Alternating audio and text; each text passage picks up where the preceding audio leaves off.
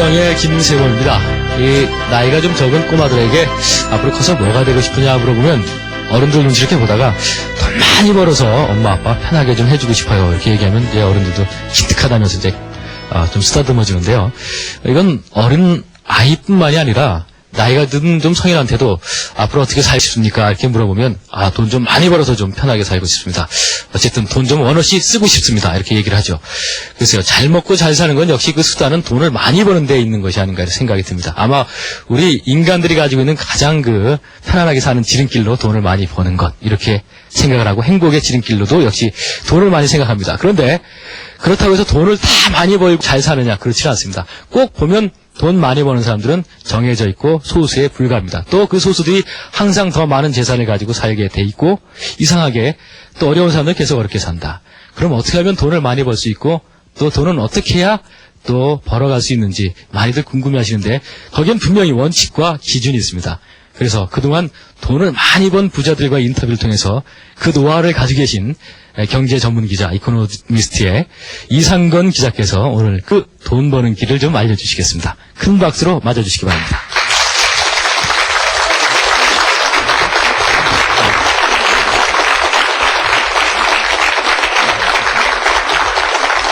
네. 지금 소개받은 저는 소개부터 할게요. 저는 이코노미스트라는 경제 주간지에서 주로 금융과 이제 재테크를 담당하고 있습니다. 여러분들이랑 이제 1시간 동안 걸쳐가지고, 과연 제가 말씀드리고자 하는 건 이제 저도 부자가 아니거든요, 솔직히. 제가 부자는 왜 기자 일을 하고 있겠습니까? 집에서 잘 먹고 잘 쉬죠. 그러니까 여러분들 드리고 싶은 얘기는, 그러니까 이 세상을 살면서 이제 어떤 마음가짐을 가져야 손해보지 않고 또 내 자신이 이제 경제도 불편하지 않는가, 이거에 대해서 여러분들과 1시간 동안은 대화를 나눠보는 시간을 가질 텐데요. 저 밑줄이 좀 벗을게요. 네.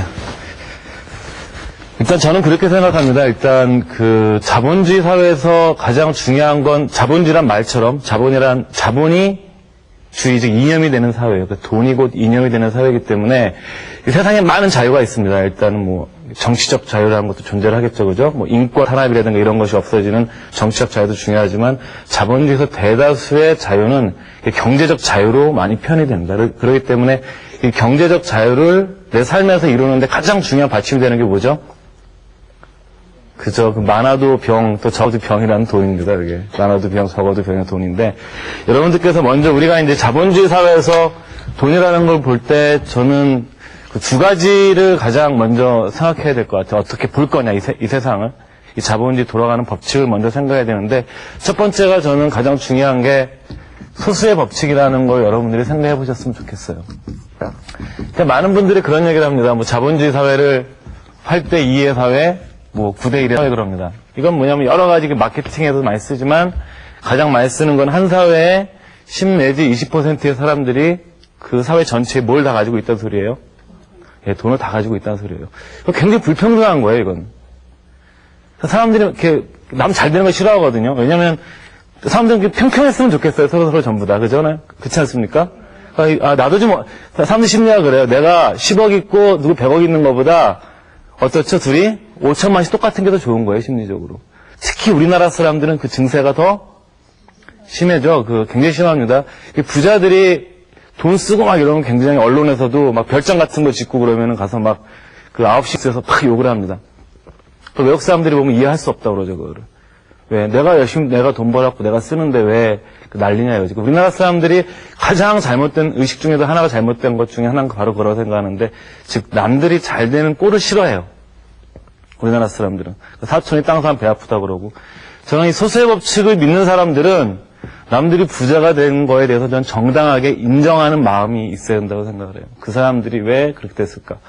생각해 보십시오. 10 내지 20%의 사람들이 그 돈을 많이 벌었다는 소리는, 이 사람들이 나머지 80 내지 90%의 사람들이 걸어간 길을 걸어갔다는 소리예요? 아니면 걸어가지 않았다는 소리예요?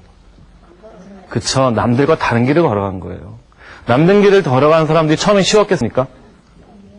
그쵸. 쉽지 않은 길을 걸어갔기 때문에 이 사람들이 부자가 좀 됐다고 생각해요. 첫 번째, 그렇기 때문에 소수의 법칙을 믿는 사람들은 가장 중요한 건 남들이 걸어가지 않는 길을 걸어갈 마음의 준비가 가장 중요하다고 생각합니다. 그러니까 대표적인 민족이, 세계에서 가장 경제적으로 뛰어나다는 민족이 두 민족이 있는데, 하나는 중국의 중국들 있죠. 중국인의 상술 되게 유명하지 않습니까? 두 번째가 누구죠? 이스라엘 유태인들 얘기를 많이 해요. 유태인들. 유태인들은 나라를 잃고서 전세 각주로 한동안 떠돌아다닙니다. 근데 그 사람들 나라를, 이스라엘을 다시 만든 게 얼마 되지 않거든요. 큰 100년도 안 되는 시기의 나라입니다, 그 나라가. 근데 이들이 왜 세계적으로 가장 경제적으로 유능한 민족이었느냐 생각을 해보게 되면 그 사람 나라 잃고 떠돌 때 그 부모의 선대들이 가장 많이 종사했던 직업이 뭐였냐면 그들은 사회적으로 우리나라처럼 판검사가 될 수 있는 고시도 시험 볼 수가 없었어요. 그러니까 이 민족이 선택한 것 중에 하나가 돈입니다, 돈. 그래서 그 선대들이 그때 이 돈을 벌기 위해서 가장 먼저 했던 직업이 어떤 일이냐면 뭐였을 것 같아요? 장사? 장사는 장사죠. 다 장사를 하죠, 일단은. 어떤 장사였을 것 같아요? 말하는 그 폐품 장사는 고물상이죠, 고물상. 그 고물상이랑 그 사업적으로 그걸 측면에서 보게 되면 왜 그 사업이 좋은 사업이냐. 그들의 가진 게 없는 사람 입장에서. 첫 번째, 더러운 일이기 때문에 아무도 하려고 그러질 않아요. 그리고 남들한테 얻어오면 되기 때문에 어떻죠? 미천이 안 들잖아요. 그렇잖아요. 그리고 하기 싫은 일이기 때문에 서로 하려고 그러지 않기 때문에 어떠세요? 경쟁이 어떻죠? 없으니까 좋죠. 그래서 그 선대들이 18세기에 그 전 유럽 사회의 큰 부를 이끌었던 그 가문 중에 하나가 금융제국을 건설했던 로스차일드라는 가문의 선대들도 해서 폐품 장사에 종사를 했었습니다. 이것이 바로 전형적으로 이제 우리가 보여주는 소위 말해서 남들이 하기 싫어온 더럽고 위험하고 이런 일을 한 사람들이 기본적으로 부자가 되는 확률이 굉장히 많아요.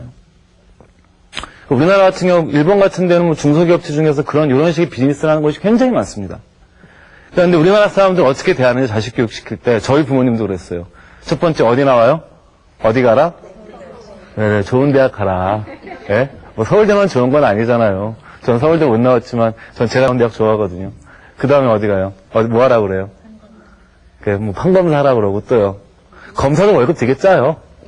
네? 월급 되게 적습니다. 그다음 의사, 판검사, 사자 되는 직업을 가져라. 그죠? 그 다음에 그게 안 되면 어디 가라고 그래요? 좋은 직장 가라고 그러잖아요. 좋은 회사, 좋은 직장 다니라고 그러잖아요. 그러니까 우리 아들 어디 다녀가 이렇게 주부님들 만나면 그 자랑이잖아요. 그쵸? 최근엔 많이 변했습니다. 최근에 몇몇 회사들은 굉장히 그 직원들도 부자가 만들 수 있는 급여를 많이 주지만 대체로 저도 셀러리맨 생활을 하지만 셀러리맨들 중에서는 그래도 큰 부자가 나오기가 어려워요. 그렇기 때문에 왜? 누구나 편하게 다니고 싶어하는 좋은 직장이기 때문에 경쟁이 치열하고 그렇기 때문에 그들한테 기회가 많지 않아요. 오히려 거꾸로도. 회사 내에서 정해진 일만 해야죠. 두 번째 소수의 법칙이라는 걸 두 번째 여러분들 말씀드리고 싶은 거는 두 번째로는 어떤 거냐면 1등이라는 거예요.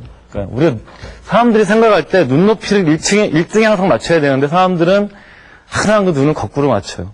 부자들은 굉장히 제일 좋은 물건에 굉장히 익숙합니다. 돈이 많기 때문에요. 물론 그런 면도 있어요. 그렇지만 그들은 처음부터 굉장히 1등의 가치를 제대로 인정을 하고 있어요. 우리가 이제 아파트 예를 들게 되면 요즘 대전 지역도 많이 올랐지만 집값이 좋은 아파트라는 기준을 얘기를 할 때 얘기하는 것이 뭐가 좋아야 돼요? 교통이 좋아야 됩니다. 우리 항상 여기서 우리가 부동산 얘기는 부동산 강의는 아니지만 항상 생각하셔야 될 거는 부동산이라는 거는 일종의 입지 상품이에요. 그러니까 아파트 내부의 인테리어 하나도 중요하지 않아요. 그건 내가 좀 좋은 입지에 서서 값이 오르면 돈 1,000만 원 1-2천만 원 들여가지고 고치면 되는 거예요. 근데 많은 그 주부분들이 모델하우스 가서 착각하는 게 어떤 거 보죠. 요즘 뭐 빌트인이라고 그래가지고 너무 평면이 좋으니 거기 혹하고 오셔가지고 청약했다가 전 속 썩는 분들 많이 봤어요. 아쉬운 거죠. 딴 데 샀으면 더 많이 올랐을 텐데. 그러니까 부동산은 어디에 서 있느냐가 중요한 거지 그 자체 내부 인테리어 하나도 중요하지 않아요. 입지가 중요한 거예요. 입지는 아까 여러분 말씀하신 것처럼 교통이 입지를 결정합니다. 또 뭐가 좋아야 돼요? 예? 뭐 좋아야 되죠? 그쵸. 우리나라에서는 학군이 되게 좋아야 돼요. 서울 대치동 같은 경우에는 강남에 학원이 제일 좋은 학원이라고 그러잖아요. 근데 이거에 대해서 저는 굉장히 이견이 달라요. 어느 나라나요? 학군이 좋은 곳은 집값이 비싸요. 저는 그 강남 대치동 집값이 비싼 걸 가지고 계속 언론에서 뭐라고 그러는데 저 개인적인 생각은 지극히 정상적인 가격이라고 생각을 해요. 생각을 해보세요. 가장 좋은 학군에 좋은 학교를 갈 수 있는 기회를 준다면 그건 좋습니다. 외국도 굉장히 좋은 학군에 있는 집값들은 굉장히 비싸요. 외국도.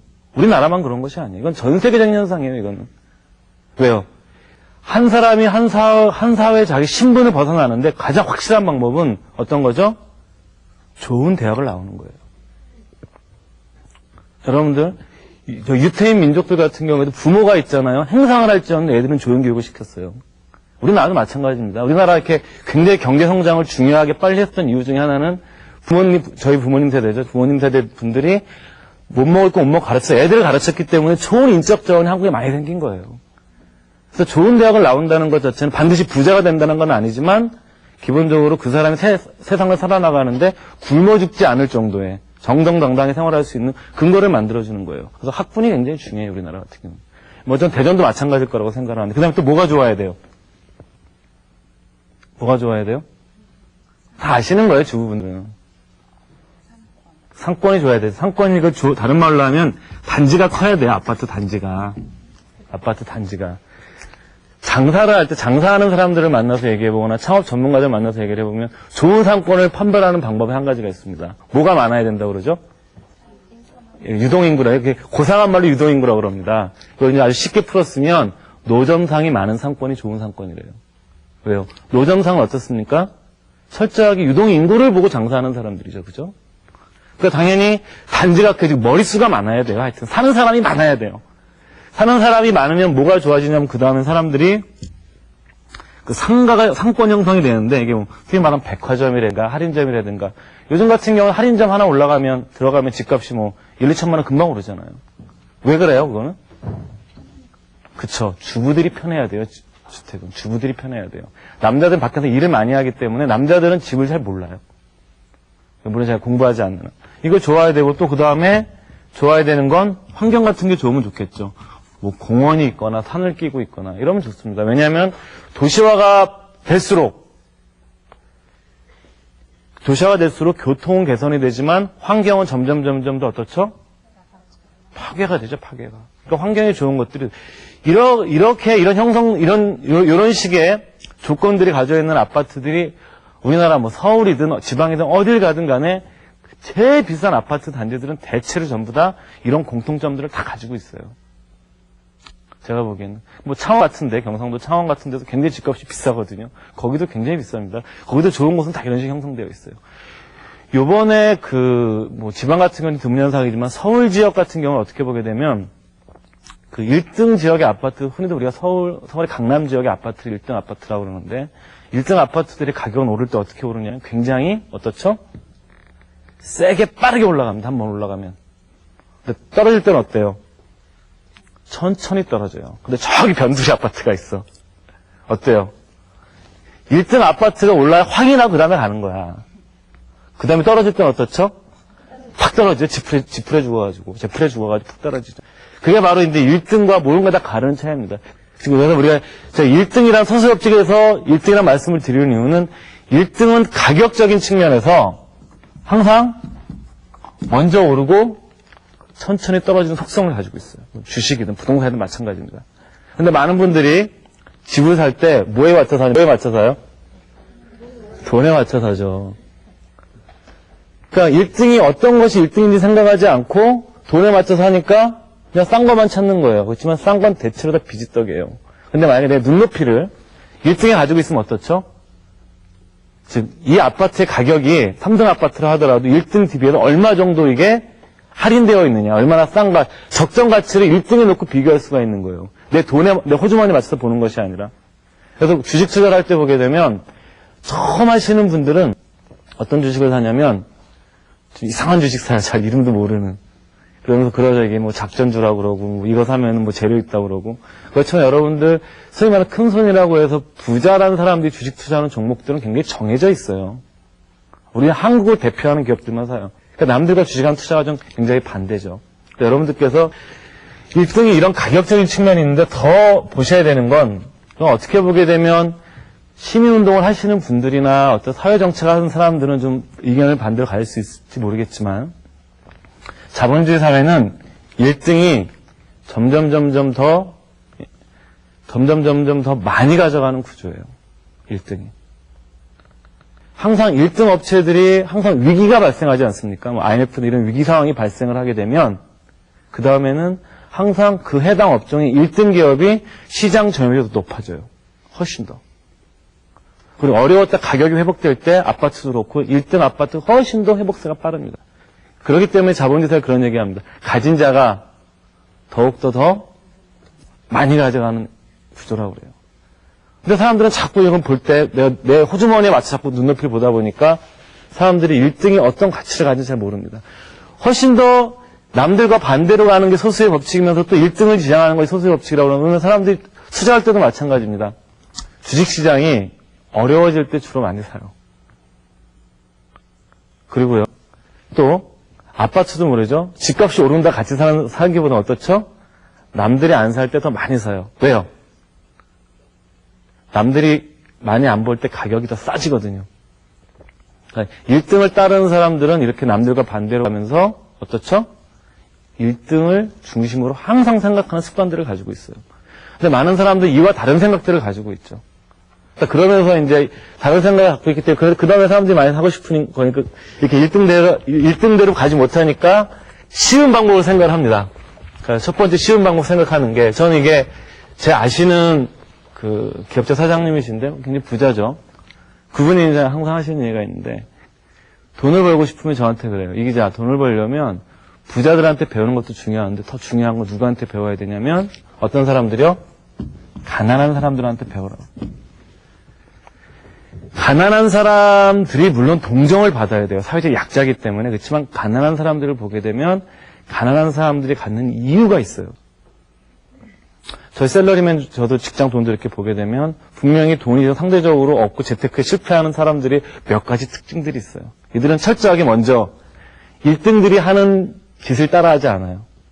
주식도 남들이 주식으로 돈 벌었다고 소문나야 주식을 하고요. 제가 지지난해부터 이제 아는 친구들 보고 그랬어요. 집 사라. 저 서울이니까 좀 심상치 않다.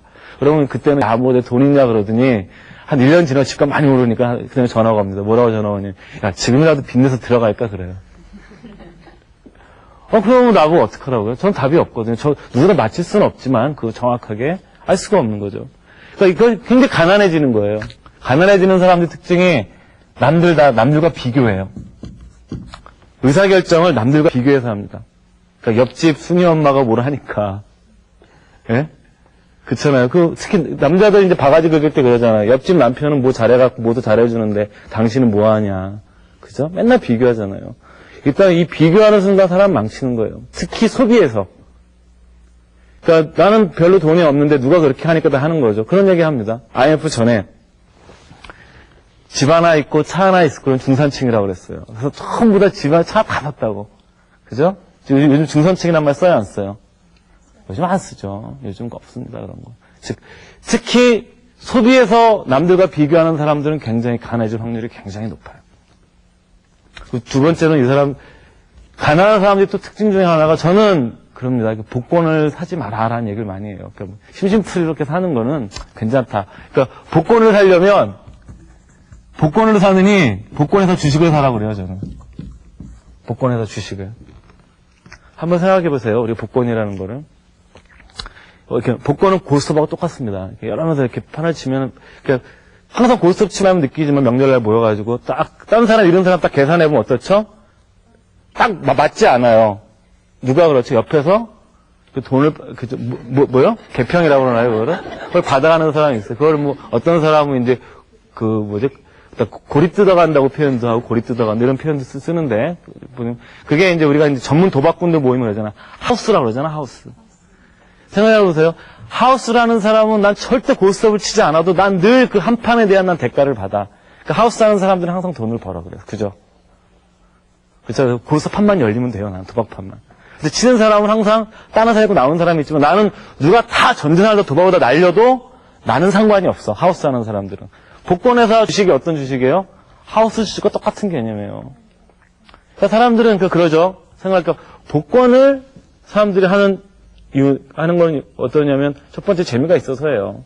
두 번째는 뭐냐면은 야 이번에도 400억 정도가 나왔다고 그러는데 복권 당첨금이 팔자 고칠 것 같잖아요. 인생 역전될 것 같고요. 하지만 절대 역사상 복권으로 부자가 돼서 흥한 사람은 별로 없습니다. 왜요? 그게 바로 이제 지식의 힘이에요. 돈은 아는 만큼 자기가 감당할 수 있는 거예요. 그렇잖아요. 이런 말 하기 좀 그러지만, 졸부가 된 사람들 중에 굉장히 어려워지는 경우가 많잖아요. 가족 관계라든가 자식 관계든가 이런 건 왜 그렇죠? 네, 그렇죠. 자기가 땀을 흘려서 돈을 버는 과정이 아니라 어느 순간 벌었기 때문에 그 돈에 대한 자기가 감당을 못하는 거예요. 그래서 즉 돈을 내가 지배해야 되는데 어떻죠? 돈이 내 인생을 지배해 들어오기 시작하죠. 가난한 사람도 돈이 인생을 지배를 하죠. 그죠? 돈은 내가 즐겁게, 내가 자유롭고 내가 즐겁게 해서 내가 벌어들이는 돈인데 돈이 나를 지배합니다. 아주 잘못된 부자가 돈을 지배하고 가난한 사람들이 돈을 지배해요. 이 사람들이 가장 잘못되는 것이 지식이에요. 저 그런 얘기 아주 쉬운 얘기로 그 주부분들 뭐 만나거나 어디 강의 가서 물어보는 게 아파트 분양받으면 세금 몇 % 내요? 분양가에? 아시는 분. 근데 그 세금 얼마 내는 것도 우리는 아파트는 돈 벌고 싶죠. 여러분들. 그 도둑놈 심보 아니에요, 그거? 그렇잖아요. 내가 사는 아파트에 세금이 얼마나 내는지도 모르면서, 그죠? 나는 아파트로 돈을 벌고 싶어. 그러니까 이런 사람들한테 딱 꼬이는 사람들이 누굽니까? 이렇게 좀 뭘 하고 싶은데 아무것도 모르는 사람들 가는 사람들이. 사기꾼들이죠, 그죠? 사기꾼들. 쉽게 생각을 해보세요. 사기꾼이란, 저는 그래요. 사기꾼이 나쁜 사람이죠. 근데 더 나쁜 사람이 있습니다. 사기를 당하는 사람도 굉장히 나쁜 사람들이에요. 왜요? 그 순간에 유행심을 가졌거든, 내가. 제가 정말 이렇게 해서 나한테 돈을 이렇게 벌어주겠다고 그러는데, 저 한번 할 거면 될 것 같아. 혹해서 내가 돈을 집어넣어요.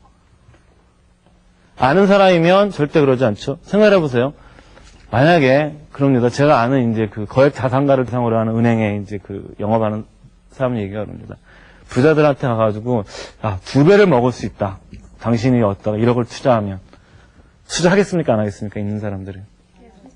해요? 절대 안 해요, 절대. 막 여러분이 2배를 먹을 찬스가 있어. 남 가르쳐 주겠어요? 내가 먼저 딱 해버리지? 근데 만약에 한 20% 정도 먹을 수 있을 것 같아요. 이렇게 얘기를 합니다. 그럼 어때요? 그때부터 관심을 가져요. 왜? 저건 현실적인 숫자거든. 뭐 10%, 요즘 은행 금리가 3%인데, 그죠?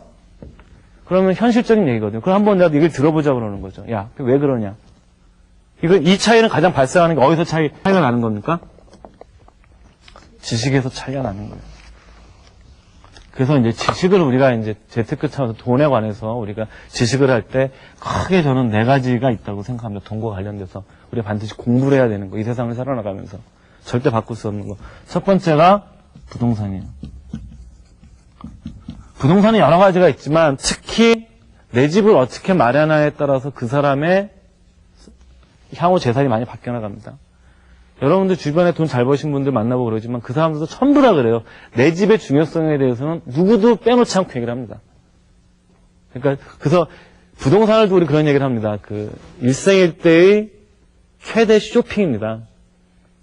집을 한 채 사는 거는 가장 비싼 물건을 내 인생에서 가장 비싼 물건을 사는 거예요. 근데 부동산 투자할 기회는 인생에서 내가 돈이 많이 없든 기회가 많은 건 아닙니다. 그렇지만 제대로 투자를 하려면 그저 부동산에 대한 공부를 계속 하셔야 돼요. 신문도 열심히 보시고 그 다음에 부동산 잡지 같은 것도 보시면서 과연 어떻게 되느냐.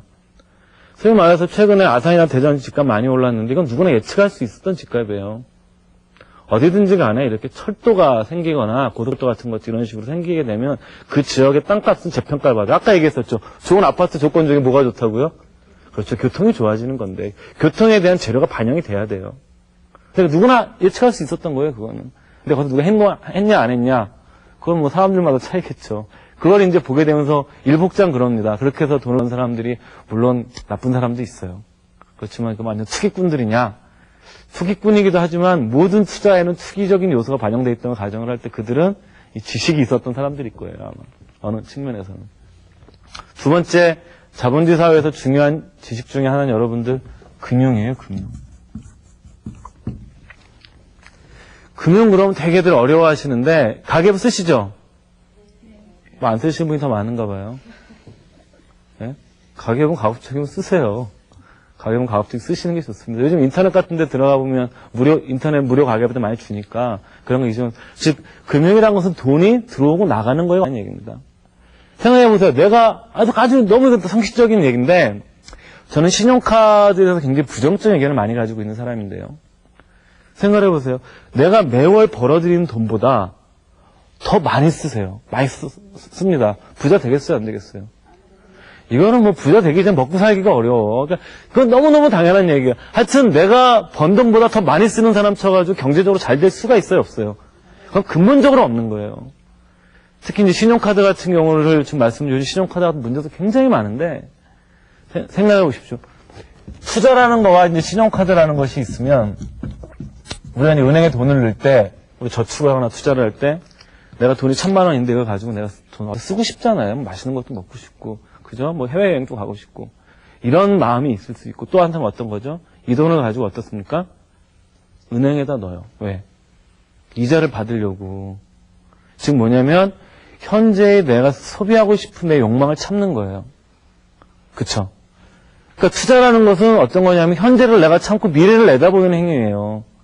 그러니까 투자를 많이 하는 사람들일수록 당연히 돈을 더 많이 버는 겁니다. 그렇기 때문에. 실패할 투자처도 있고 성공할 투자처도 있겠지만 근데 신용카드는 어떤 거예요? 다음 달에 들어올 수입을 담보로 해가지고 현재로 소비하는 거예요. 그러니까 투자가 어떻습니까? 논리가? 정반대예요. 제가 한 3년간 신용카드를 안 썼거든요. 제가 3년간 신용카드를 안 썼던 이유가 있어요. 제가 아시는 이제 그 기업하시는 사장님이 굉장히 돈을 많이 버신 분인데 그 양반이랑 이렇게 술을 같이 마시고 이렇게 나오는데 그 양반이 지갑에서 이렇게 스포를 꺼내서 야 사장님 왜 카드 하세요? 했더니 뭐 카드 많이 써가지고 잘된 돈 받냐 그러더라고요 저보고. 그래서 저는 들은 생각에 충격받았어요 저는. 그래서 내가 3년 전에 이래서 내가 가난하구나 해서 3년간 제가 카드를 안 쓰고 카드 쓴 지가 제가 한 4개월 정도 돼가는 것 같아요 다시. 역시 써보니까 많이 써요 돈을. 기분이 내켜지잖아요. 또 저는 또 술도 좋아하는데 뭐 기분이 내켜지니까 더 쓰게 되는 거예요. 그러니까 뭐 연말정산 받는 거 계산해봐도 안 썼던 시가 훨씬 더 이익이었던 것 같아서 무조건 쓰지 말라는 건 아니에요. 그렇지만 카드가 이런 특성을 가지고 있다는 것 자체는 알아야 되고 그렇기 때문에 그 카드를 잘못 쓰게 되면 여러분들이 매월 생활하시는 금융을 망칩니다. 또 다음에 설명하겠지만 네 번째에서 빚이란 주제인데 그 다음에 여러분들이 세무에 대해서 밝아지셔야 돼요. 세금에 대해서. 여러분들 보시기에 그 미국의 이제 그 건국의 아버지 중에 한 명인 그 벤자민 프랭클이라는 사람이 한 얘기가 있습니다. 이 사람은 본인도 굉장히 부자였어요. 굉장한 부자였는데 이 사람이 사업을 해 아주 큰 부를 일구었던 사람입니다. 그럼 이 사람이 한 얘기가 이 세상에 피해갈 수 없는 게 두 가지가 있다. 하나는 죽음이고 하나는 뭐라고 그랬어요? 예, 하나는 피해갈 수 없다. 그러니까 탈삼은 안 되지만 절세는 해야 돼요. 특히 요즘 같은 때 금리 낮아가지고 정말 돈 굴릴 데 없죠. 그러면서 돈 굴릴 때 난리치는데 제가 본 것은 개인연금이나 이런 절세형 상품들 같은 경우는 많이 가입하라고 얘기를 많이 합니다. 여러분들 개인연금 같은 경우 뭐 연말정산 받고 그러잖아요. 몇 프로 안 되는 것 같잖아요. 그죠? 그럼 부자들은 개인연금 가입할 거 같아요? 안 할 것 같아요? 옛날에 개인연금 같은 거. 안 할 것 같죠. 그죠? 다 한도가 다 붙습니다. 걷다가. 왜요? 다 넣어요. 걷다가. 왜요? 세금 아끼려고. 예? 우리가 생각하는 셀러리맨들 대상으로 해서 뭐 50만, 60만 원 뭐 한도가 되는 이 비과세 상품 가입 안 할 것 같지만 그건 착각들 하고 있는 거예요. 그 돈 다 철저하게 가입합니다. 그런 상품들에다가. 그러니까 여러분들께서 그러니까 세금에 대한 지식을 굉장히 쌓으셔요. 특히 뭐 사업하시는 분들은 더 말할 나위도 없고요. 이런 거 어렵지 않아요. 이런 거는요, 세무에 관련된 책들은 서점에 가면 다 나와 있어요. 한 권만 내가 쫙 따서 읽어보면은 다 할 수 있어요. 그 다음에 네 번째가 아셔야 되는 지식이 주식이에요. 그래서 저는 주식을 투자해라 말라 이렇게 권해드리고 싶지는 않지만 주식에 대한 그 관심을 갖고 공부는 해야 된다. 왜요? 주식이라는 것은 그 자본주의 사회를 비추는 하나의 거울이에요. 우리나라 같은 경우는 상대가 덜한데 미국 같은 경우는 국민들의 많은 재산이 주식에다 들어가 있기 때문에 주식에 정말 전 나라의 경제가 왔다 갔다 할 정도로 영향력이 큽니다. 미국 같은 주식시장의 영향력이. 그러니까 여러분들께서 이 네 분야들인데 한 가지 딱 있어요. 딴 분야는 그냥 뭐 하지만 주식은 절대 공부하지 않으면 하지 마세요. 그러니까 저는 하냐 마냐 뭐 찬사 개인적인 스타일이 있는데 저는 어느 정도는 하는 것이 맞다고 생각하는 입장을 가진 사람이기 때문에 주식에 대해서 그렇지만 그 사람마다 다 다른 거죠, 다른 거. 그러니까 여러분들께서 그건 뭐 이 네 가지가 기본적으로 자본주의 사회에서 살아나가는데 돈과 관련된 4가지 주제예요. 그러면 딱 돈 있는 사람들 중에 이 분야들 다 관심이 그 사람들 모를 것 같아요? 알 것 같아요? 저는 굉장히 전문가들 많이 만나봤어요. 그리고 또 뭐냐면 돈이 많으면 가만히 있어도 나도 가르쳐줘요. 무슨 얘기인지 아시겠어요? 주변에서 가르쳐준다. 왜? 요즘 은행에서도 그럽니다. 이 사람들 돈 끌어갖고 오려면, 그죠? 여러분 생각해보세요. 은행 거래를 하시는데, 100만 원짜리 10명 넣는 사람이 좋아요? 1억짜리 한 번에 딱 갖다 넣는 사람이 좋아요? 은행 입장에서. 예? 당연하죠. 그런 사람들 심리는 그래. 왜 난 똑같이 대접 안 해줘? 그런다고. 입장 바꿔놓고 나서 여러분들이 은행 경영자야. 경영자세요. 그럼 여러분 1억 보기 100만 원짜리 10명 여러 개, 전표도 10장 끊어야 되잖아요. 은행 입장에서 비용 종이값 늘어나요, 종이값. 그러니까 여러분들 입장에서 누구 선택하겠어요? 근데 우리나라 사람들은 여기서 또 뭐가 발생하냐면 평등 심리가 발생하죠, 우리나라 사람들. 야, 왜 쟤 돈 많다고 쟤는 잘해주고 난 못해주냐 이거지. 원래 금융기관은 그런 거예요. 금융기관이 그렇지 않으면 어떻게 해요? 금융기관도 그렇게 경영하지 않아서 망해가지고 공적자금 넣었잖아요. 거꾸로 생각해보게 되면. 그러니까 여러분들께서 이런 4가지 지식에 대해서는 여러분들이 항상 머릿속에 생각을 하셔야 돼요. 그리고 이들은 이런 거에서 공부를 많이 합니다. 그러니까 저도 솔직히 이쪽은 공부를 굉장히 많이 하려고 애를 많이 써요. 그래서 솔직히 공부를 해서 도움받을 적도 많고, 그 다음에 가난해지는 사람들의 또 한 가지 중요한 특징 중에 하나가 빚에 대해서 굉장히 관대합니다. 아까도 빚 얘기를 했었지만 굉장히 관대해요. 왜 관대하죠, 우리나라 사람들? 그런 얘기 하죠. 야, 우리나라 빚 없는 사람 봤어? 누구네도 얼마 있고, 누구네도 얼마 있고. 물론 이제 빚이라는 거 절대 지지 않을 수는 없어요. 집을 살 때, 저는 그렇게 생각해요. 집을 살 때 하는 빚을 제외하고는 제대로 된 빚이 있느냐, 과연? 저는 나 자신을 개발하기 위해서 공부하는 데 들어가는 빚. 부동산에 내가 집을 마련하기 위해서 부동산을 투자하기 위한 빚 외에, 뭐 정당한, 제대로 빚져서 그 정당한 빚이 있었어요? 제대로 된 빚? 소위 말해서, 그 있는 사람들이 굉장히 짜다고 얘기를 많이 하잖아요. 보면 그죠? 그 사람들이 왜 그러냐면 이 빚에 대해서 어려움을 알아요. 남의 돈이 얼마나 혹독한 걸 압니다. 우리 IMF 때 봤잖아요.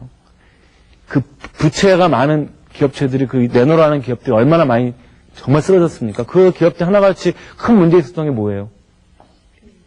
빚이요. 근데 우리나라 사람들이 굉장히 까먹어 자꾸. IMF 때 이렇게 빚으로 고생한 사람들이 또 최근에 빚 때문에 또 난리가 난 거예요. 한국 사회가. 그러면서 사람들은 어때요? 그러니까 제일 만만한 게 뭐예요? 복권하는 거예요, 복권. 예? 만만하니까 내가 이거 해결이 안 되니까 하루아침에. 그렇지만 생각을 해보세요. 그러니까 저도 그런 경험을 느끼는데 1억 모으기가 어렵다고 그러잖아요. 1억 모으면 3억 가는 게 굉장히 빨라져요. 예, 3억이 되면 10억 가는 게 굉장히 빨라진답니다. 저는 아직 그 단계까지 못 가봤어요. 아직 10억 단계까지 못 가봤지만, 그래서 1억에서 3억 단계 보면은 굉장히 사이클이 빨라짐을, 내가 만났던 그분들이 했던 얘기가 굉장히 일리가 있는 얘기구나. 이런 생각을 좀 많이 하게 됩니다. 여러분들께서도 먼저 이런 것들을 생각해 주셨으면 좋겠고요. 그 다음에 이제, 제가 이제 소수의 법칙과 부자들의 사고방식과 이제 가난해지는 사람들에 대해서 얘기를 해봤습니다. 그 다음에 이제 세 번째로 이제 돈이라는 것의 그 태생에 대해서 한번 얘기를 해요. 태생. 전 돈에도 전 출신 성분이 있다고 생각해요. 출신 성분이. 예? 똑같은 돈이라고 다 같은 돈이 아니에요. 똑같은 돈이라고. 그러니까 즉 돈이 어디서부터 나오냐에 따라서 저는 돈의 그 출생이 다르다고 생각하는데, 첫 번째, 역사상 가장 큰 부자들은 뭘 통해서 부자가 됐어요? 큰 부자들은 다 사업을 통해서 부자가 됩니다. 이건 망고불변의 진리예요. 지금까지 한국에서 최고 부자였던 옛날에 고 정주영 회장이나 그 다음에 이병철 회장이나 전부 다 큰 사업을 했던 사람입니다. 우리나라는 그런 것이 아니라 전 세계적으로 큰 부자들은 전부 다 사업을 하는 사람들이에요. 그래서 저는 셀러리맨이기 때문에 항상 그런 얘기를 합니다. 전 큰 부자가 될 능력도 없고 자질도 없고, 그건 얘기해요. 그 대신 이제 작은 부자를 꿈꿔요. 큰 부자를 하려면 제가 사업을 해야 되거든요. 사업을 해야 됩니다. 그 사업하는 사람들이 돈 누가 벌어줘요? 예, 누가? 직원들이 벌어줘요? 그것도 밀리는 얘기죠. 가장 핵심 누가 벌어주는 겁니까? 고객들이 벌어주는 거예요. 고객들이 스스로 이 물건을 사줄 때, 여러분들이 물건을 사줘야 돼요. 여러분들 백화점에서 여러분들이 그 기업체의 물건을 사줘야 그 회사의 주인이 돈을 버는 거예요. 그러니까, 즉, 고객들이, 그럼 내가 고객 보고 물건을 강제로 사라고 하면 협박을 합니다. 그럼 어떻게 되는 거죠, 그거는? 감옥 가는 거죠, 뭐. 불법행위 저질렀으니까. 그러니까 자발적으로 고객들이 이 물건을 사고 싶게끔 물건을 내놓거나 아니면은 서비스를 제공해야죠. 제품이나 물건을 제공해야 됩니다. 특히 이런 물건을 많이 팔수록 그들은 부자가 되죠. 그럼 사업하는 사람은 가장 비슷한 게 일반인들이 많이 꿈꾸는 제 주변에도 이런 친구들 많지만 장사하는 거죠. 장사하는 겁니다. 전 장사도 사업과 똑같다고 생각해요. 원리는. 전 장사하는 친구들을 만나서 술 한잔 먹고 그럴 때도 있는데 그러면 주식 물어보고 그러면 난 그래요. 얘기 안 해요, 저는. 장사하는 사람들이 주식하고 그러면 안 돼요. 그럴 시간이 어디 있어요, 그 사람들. 장사하는 사람들이 주식으로 돈을 버는 것도 중요하지만 더 중요한 누가 벌어줘야 돼요? 그렇죠. 고객한테 내가 무엇을 할 건가? 고객들한테 어떤 마케팅 전략을 할 건가? 그럼 우리 주부님들 같은 경우는 부업 같은 거 많이 하지 않습니까? 그죠? 좀 부업하면서도 그래요. 이래서 이렇게 좀 벌겠지. 중요한 거 부업도 일종의 사업이에요, 사업. 사업가의 마인드가 있어야 돼요. 내가 그러면 내 부업하는 내 상대 사람한테 내가 어떤 서비스를 줄 건가. 그래서 이 사람들이 내가 서비스에서 자연스럽게 손님을 데려오게 자꾸 만들어야 해요. 그럼 나는 부자가 되는 거예요. 근데 많은 사람들이 장사하면서 자꾸 땅을 갖고 돈을 벌고 싶어 해요.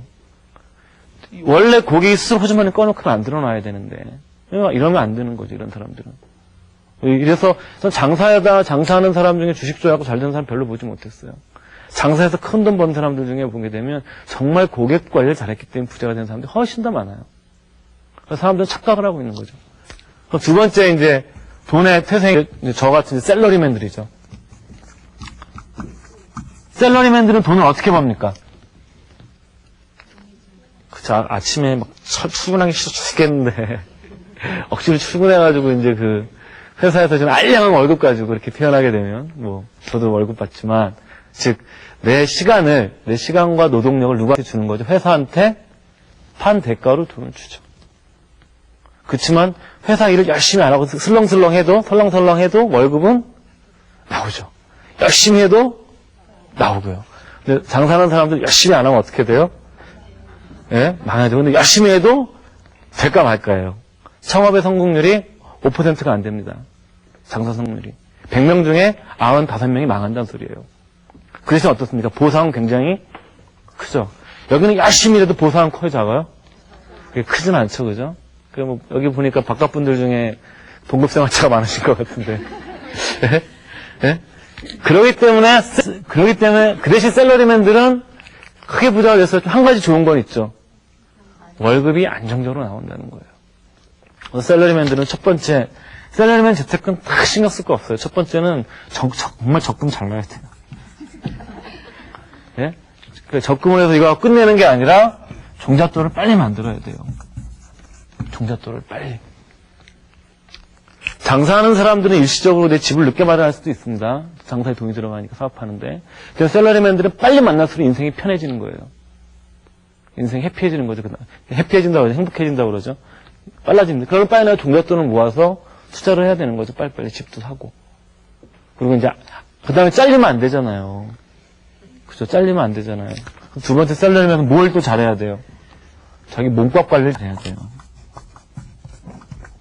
좀 후배 기자들이 제가 재테크 분야를 담당을 한 지 한 6년 되니까 물어봅니다. 형 어떻게 투자해야 돼? 그러면 그거보다 더 기자가 먼저 해야 될 건 뭐냐면 이제 책을 써라라는 얘기입니다. 자기 책을 써라. 네? 왜냐면 제가 딴 직업도 여러 가지가 있을 것 같은데 저 그런 얘기를 하는 거는 기자가 책을 쓰면 좋은 게 있어요. 물론 인쇄도 받지만 첫 번째 뭐게 되면 이 책이라는 내가 장사를 할 때 첫 번째로 뭐가 안 들어가냐면 미천이 안 들어가요.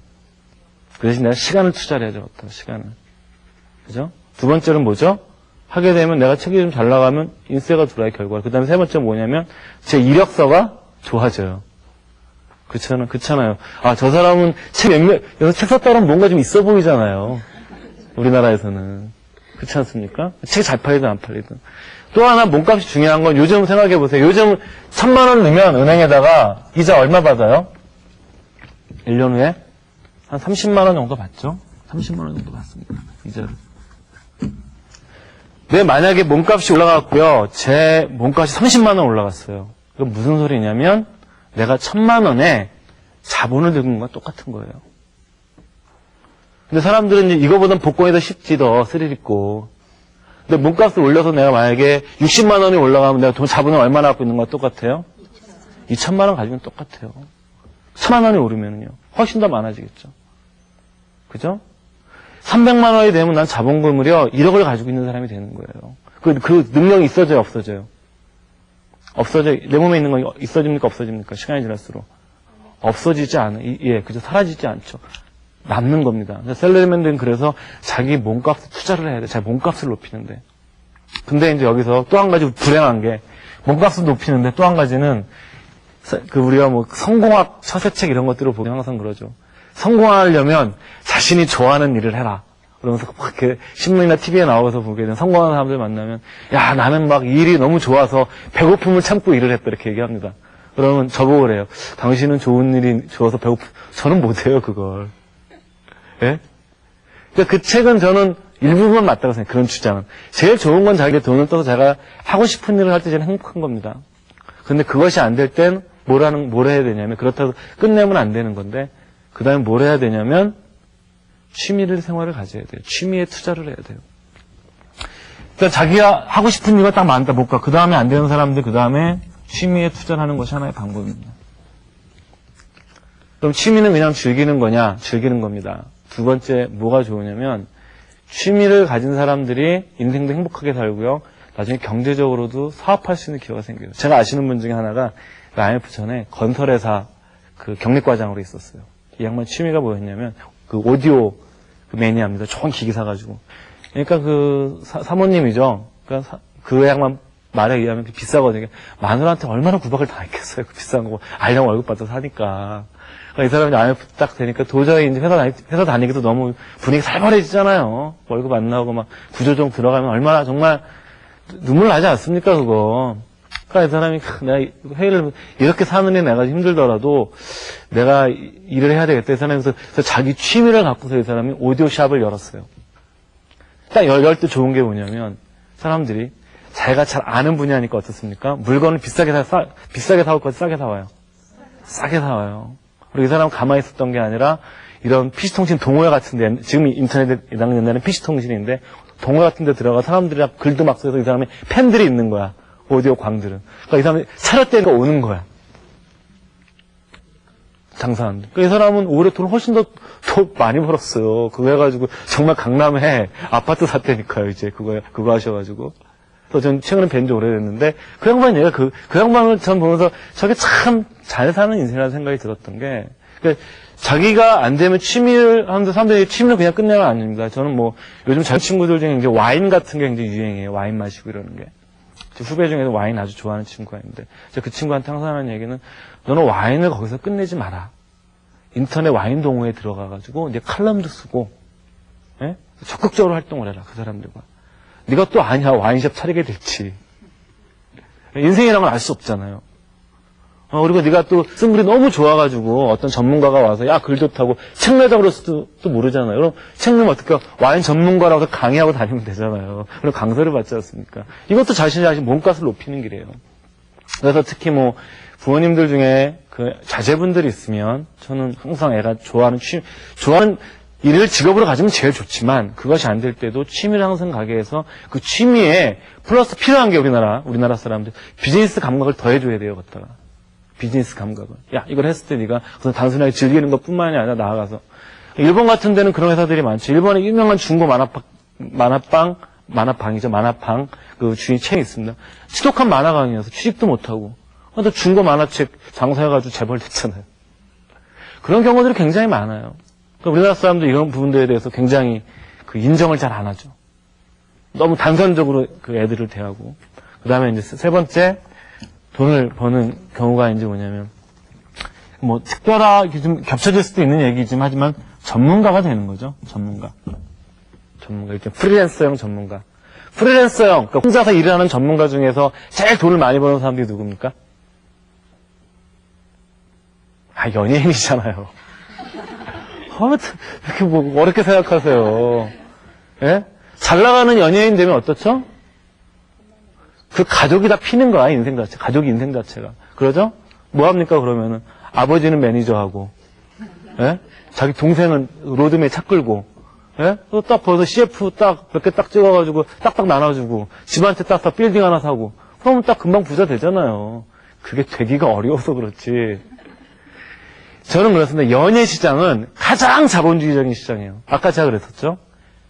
소수의 법칙. 가진 자가 어떤 거죠? 모든 걸 다 점점 더 많이 가져가는 구조입니다. 연예인 시장은 어떻죠? 탑 탤런트나 탑 개그맨 이런 연예인들이 전부 다 가져가요. 우리 한번 그 방송국의 주말 프로그램 한번 보세요. 사회자가 거의 똑같아요. 그죠? 우리 공중파에 보면 사회자가 거의 똑같습니다. 왜요? 그 친구들이 제일 잘 나가는 친구들이기 때문에 그 친구들이 전부 다 싹 그걸 끌고 가는 거예요. 그럼 뭐 들어오면 유명 개그맨들 주말 버라이어티 쇼 사회 보면 출연료가 한 편당 한 50분짜리 찍으면 30분 찍으면 얼마 받죠? 500에서 700만 원 정도 받죠, 한 편당. 여러분들. 뭐 그건 약과예요, 여러분들, 그건. 그래서 뭐 유명 개그맨이 백화점 같은 데 가서 저 직접 들은 얘기입니다, 그때. 뭐 아시는 분한테. 아시는 개그맨한테 들은 얘기인데.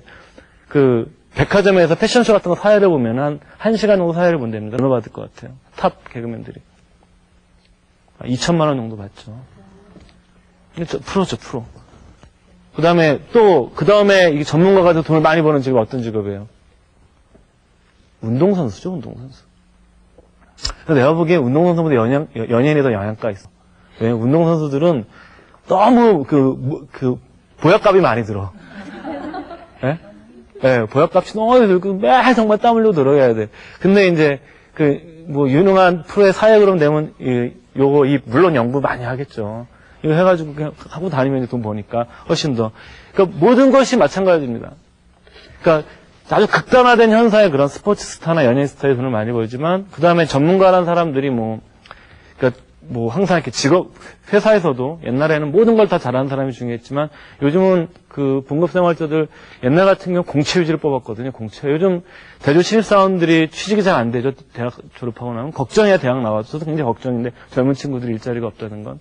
그렇지만 그것 자체가 사회도 해줄 수 있느냐? 해결해주기 어려워요. 왜? 기업체들이 이제 괜히 신입사원 뽑아서 막 돈 써가면서 교육시켜가지고 언제 일 가르쳐. 그러느니 잘하는 애 데려다가 좀 더 주고 데려다 쓰는 게 훨씬 더 이익인 시대가 된 거예요, 우리나라도 이제는. 그럼 뭐하라 기업체에서 어렵게 공채라고 그래가지고, 그쵸? 합니까? 그런 작업 안 하려고 그래, 기업들이. 이제 아는 거죠. 굳이 필요 없다, 저거. 일 잘하는 게 최고다. 내가 월급 더 많이 주고 비싼 값도 데려가겠다. 그런 건 전문가가 되는 거죠. 각자 이 돈 버는 과정이 다릅니다. 전문가라는 사람들은 근데 이렇게 프리랜서형 전문가들은 좋은데 단점이 한 가지가 있어요. 어떻죠? 그쵸. 영원하지가 않은 거죠. 영원하지 않기 때문에 이 사람들 어떻게 했냐면 잘 벌 때 많이 모아놔야 돼. 많이 모아놓고 내 준비를 해야 돼. 근데 사람들이 심리가 그렇죠. 많이 벌 때 어떻습니까? 쓰게 돼요. 많이 벌 때 쓰게 돼요, 심리가. 근데 사람들이 내 돈이 과연 내가 벌어들이는 돈이 이 세 가지 중에 어디에 있냐. 그래서 이 중에서 가장 큰 부자가 될 확률은 누가 제일 높아요? 사업이 높죠. 그래서 저는 특히 저 같은 셀러리맨 저 후배들도 그렇고 부자가 되길 꿈꾸는 것보다는 일본의 구영한 씨라는 유명한 대만계 일본인인데 재테크 전문가가 있습니다. 나중에 말년에 구설수에 올랐다고 그러던데 너무 투기를 해가지고 이 사람이 한 얘기가 어리석은 사람은 거부를 꿈꾸고요. 현명한 사람은 중간 정도의 부자를 꿈꾼답니다. 여러분들께서도 이제 저는 생각하시면 내가 어디에 있느냐서 자기 업에 충실할 때 오히려 내가 더 경제적으로 확실해질 수 있는 길이 많아요. 그러니까 회사 일을 하더라도 저는 항상 그럽니다. 그러니까 저도 물론 제가 이 말하면서 저도 지키지 못하지만 후배들한테 네가 월급 100만 원 받으면 넌 110만 원어치 일해야 된다. 똑같이 100만 원 주고 널 데려다 쓰려면 뭐하러 널 쓰겠느냐. 널 자르고 딴애 쓰지. 그러니까 내가 좀 더 할 때 인정을 받는 거예요.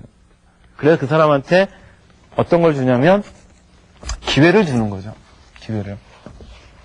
자, 이제 마지막으로 여러분들한테 이제 간단하게 정해진 시간 내에서 드린 말씀 중에 이제 우리 투자라는 패턴에 대해서 좀 말씀을 드릴게요. 일반인들과 많은 수임해서 돈이 있다는 사람 아니면 재테크를 잘한다는 사람. 일단 투자할 때 잘하는 사람들은 제일 중요한 것이 가격을 봅니다. 이걸 보러 저는 원가의식이라고 그러는데, 원가의식이 있어야 돼요. 뭐 아파트를 예를 들게 되면, 아파트 같은 경우는 아파트의 가격은 뭐로 구성됩니까? 그죠? 땅값이랑 뭐죠? 건축을 구성이 되죠. 생각해보세요. 서울 강남에, 제일 비싸다는 강남에 짓는 건축비와 저기 지방 오지에 짓는 아파트 건축비가 차이가 나면 얼마나 나겠어요? 차이가 무슨 차이예요? 그렇죠. 핵심은 땅값에 있는 거예요, 땅값. 그래서 아파트를 볼 때 평당 가격이 얼마냐, 그 주변 시세 비교해 보는 거, 이거는 중요한 거예요. 네? 원가를. 주식을 살 때도 생각해 보세요. 싸야 돼요, 굉장히. 쌀 때 나한테 기회를 주는 거예요. 물건을 살 때도 어떻습니까? 똑같은 물건을 어떻게 사야 돼요? 세일할 때. 그것도 방법이죠. 세일할 때 사는 방법도 한 가지 방법이고, 또 저는 인터넷을 잘 이용하시면 돼요. 가격 비교 사이트라고 그래가지고 요즘은 가격 쫙 비교해준 사이트들 많이 있습니다. 예? 그런 것도 해서 최소한 가격을 싸는 거고, 두 번째, 지식의 힘이에요, 지식의 힘. 아까도 얼핏 제가 지식을, 가난해지는 사람들일수록 지식이 없습니다. 소위 말해서 빈부격차 중에서 가장 심각해지는 게 어떤 거냐면, 빈부격차가 나타나는 어떤 거죠? 교육격차예요, 교육격차. 저는 그럽니다. 영어 교육도 마찬가지인데, 여러 사람들 의견이 있어요. TV 특강이니까, 개인적인 의견. 저는 영어 공용화론에 대해서 저는 찬성하는 사람이에요. 물론, 한글학 계신 분들 저거 비난하겠지만, 제 이유 중에 하나는 뭐냐면은, 있는 사람들은요, 막말로 얘기해서, 그 애들을 영어 가르치게 해도 유학을 보내면 그만이에요. 그렇지만 자기 어려운 사람들은 영어를 배울 기회가 없는 거야. 점점 영어 기능을 더 사회에선 더욱더 요구하고 그거에 대해서 점점 더 점수를 더 가산점을 주는 사회로 가고 있는데 그러지 못한 거예요. 그래서 이 돈에 대해서 가장 문제가 한 게 그래서 이제 지식의 힘입니다. 그러니까 지식은 물론 어린애들은 좋은 대학을 성적에서 좋은 대학을 나오는 게 중요하지만 자본주의에서 살아나가는데 가장 중요한 지식 중에 하나는 아까 그런 돈과 더불어 사는 경쟁 개념에 대한 이해예요. 사업을 하든 투자를 할 땐 가급적이면 경쟁이 취약한 곳에 가서 일하는 게 좋습니다. 저는 그 후배들이 갖고 와서 그래요. 그러니까 대기업체에 있다 보험 세일즈를 하겠다고 찾아오는 친구들 있는데 그럼 저는 웬만하면 다 찬성을 해요. 남한테 머리 숙이는 직업을 빨리 가져보는 게 좋다. 빨리. 내가 어떤 부서에 들어갈 때도요.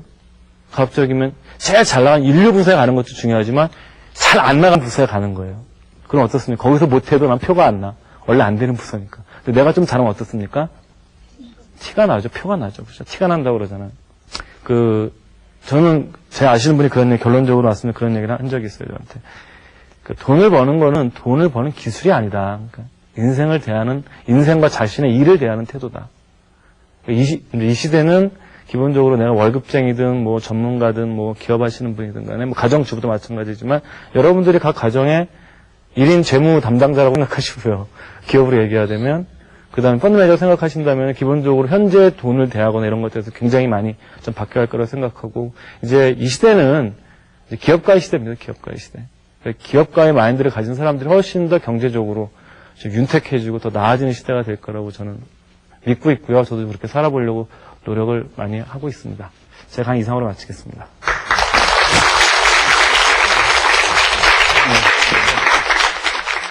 자, 오늘은 부자들의 원칙, 또 돈을 어떻게 해서 버는 것인가에 대해서 한번 흐름을 좀 잡아봤습니다만은 좀 넓게 얘기하면 돈을 번다는 것은 역시 스스로에게 엄격하고 또 절약정신, 또 스스로의 많은 공부가 필요하다는 생각이 들었습니다.